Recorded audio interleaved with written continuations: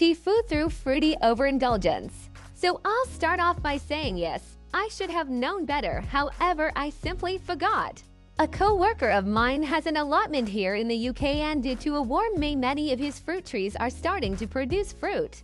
He's been saying for a few days how he's got more than he knows what to do with, and being an all-round legend he decided to bring some in with him. By some I mean he brought half of Asta's fresh produce all into our HQ yesterday morning and plopped them on the counter for everyone to have a go at. I arrived slightly late to the morning, and as he knows I like cherries, he's simply kept around half a carrier bag of them aside and gave them to me in passing before I went out to start a busy day. After snacking on them a bit in the morning and really thoroughly enjoying them, I skipped lunch on the pretense that I'm having a busy day due to starting late and I didn't need to stop. Besides, I had my cherries to keep me going. After munching cherries for my breakfast, second breakfast, 11s, and luncheon, as you can probably guess, my stomach was doing the cha-cha slide.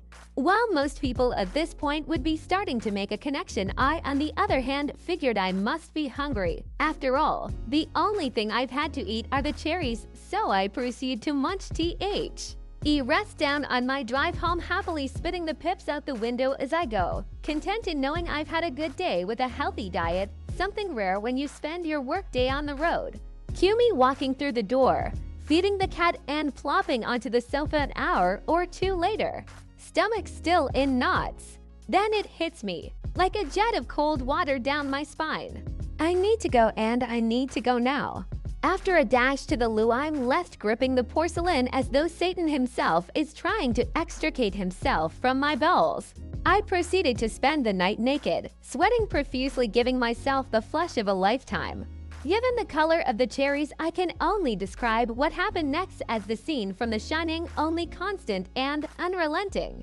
I'm fairly sure I flushed a piece of gum I swallowed back in year 6 down my bog at one point. Fast forward 12 hours, it's still coming out of me, plus it's still bright red.